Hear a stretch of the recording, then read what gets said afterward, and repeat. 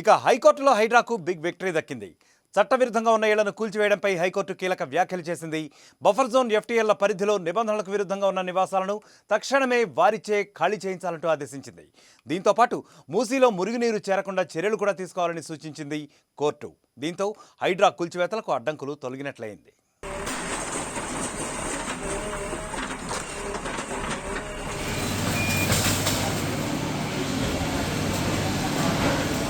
హైకోర్టులో హైడ్రాకు భారీగా రిలీఫ్ లభించింది. చట్టవిరుద్ధంగా అనధికారికంగా ఉన్న నివాసాలను తక్షణమే ఖాళీ చేయించాలంటూ హైకోర్టు కీలక ఆదేశాలను జారీ చేసింది. మూసీలోకి మురుగు, కలుషిత నీరు రాకుండా చర్యలు తీసుకోవాలని ఆదేశించింది. మూసీ పునరుజ్జీవంతో ప్రభావితమవుతున్న వారిని సమగ్ర సామాజిక ఆర్థిక సర్వేతో గుర్తించి వారికి ప్రభుత్వ విధానాల ప్రకారం సరైన ప్రాంతాల్లో వసతులు కల్పించాలని ఆదేశించింది. తగిన పరిహారం చెల్లించడం ద్వారా భూములను సేకరించాలని మార్గదర్శకాలను జారీ చేసింది. మూసీ పునరుజ్జీవ ప్రాజెక్టు అమలుకు ఇళ్లను ఖాళీ చేయించడాన్ని, కూల్చివేతలను సవాలు చేస్తూ దాఖలైన 46 పిటిషన్లపై జస్టిస్ సివి భాస్కర్ రెడ్డి విచారణ చేపట్టి తీర్పు వెలువరించారు. పిటిషన్లన్నీ ఒకే అంశానికి సంబంధించినవి కావడంతో అన్నింటినీ ఒకేసారి విచారించారు.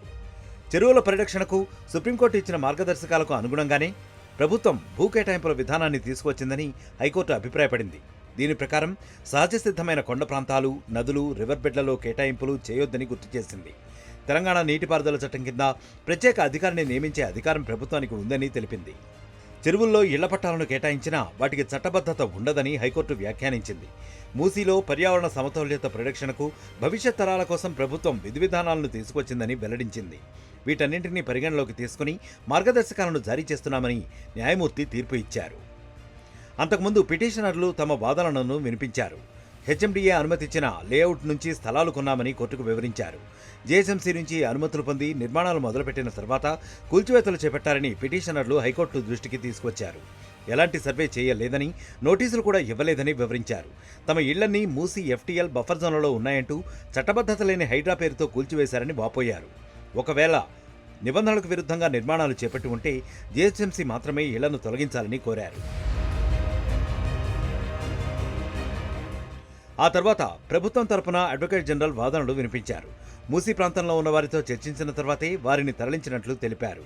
సుందరీకరణ కోసమే Musi river front development corporation ఏర్పాటైందని కోర్టుకు వివరించారు. అంతర్జాతీయ ప్రమాణాలతో సుందరీకరణ చేసి శుభ్రమైన నీటి ప్రవాహానికి ఏర్పాట్లు చేయనున్నట్లు వెల్లడించారు. 2021లోనే రంగారెడ్డి, హైదరాబాద్, మల్కాజిగిరి జిల్లాల్లో మ్యాప్లు, మెజర్మెంట్ల రికార్డుల ద్వారా సర్వే చేసినట్లు చెప్పారు. మండలాల వారీగా శాటిలైట్ మ్యాప్లను కూడా సిద్ధం చేశామని కోర్టు దృష్టికి తీసుకొచ్చారు. వాటి ఆధారంగానే జూలై, ఆగస్టు నెలల్లో క్షేత్రస్థాయి సర్వే నిర్వహించామని వివరించారు. 50 మీటర్ల బఫర్ జోన్లో 10,017 నిర్మాణాలను గుర్తించామని, వాటిలో 2,166 నిర్మాణాలు రివర్ బెడ్లో ఉండగా 7,851 బఫర్ జోన్లో ఉన్నాయని చెప్పారు. బాధితుల కోసం 15,000 డబుల్ బెడ్రూమ్ ఇళ్లను కేటాయించినట్లు సెప్టెంబర్లోనే జీవో ఇచ్చిందనే అడ్వకేట్ జనరల్ తన వాదనలను వినిపించారు. ఇక మూసీ నదిలో అక్రమ నిర్మాణాల తొలగింపుపై కింది కోర్టులు ఇంజంక్షన్ ఆర్డర్ జారీ చేసే ముందు 2023లో తాము జారీ చేసిన గైడ్లైన్స్ను అమలు చేయాలని హైకోర్టు తెలిపింది.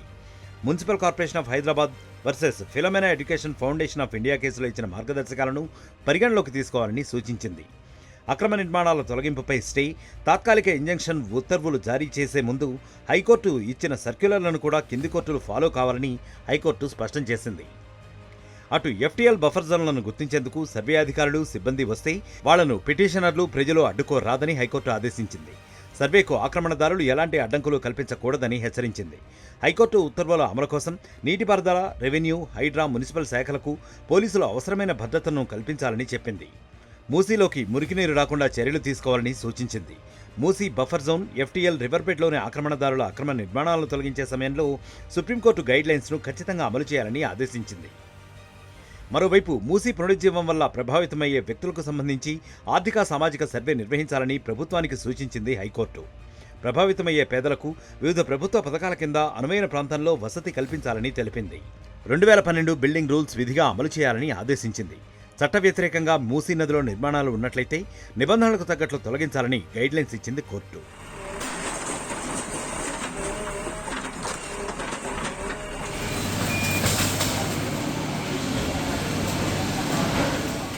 అసలైన తొలి వెలుగు. ఫాలో వాట్సాప్ @తొలి వెలుగు official.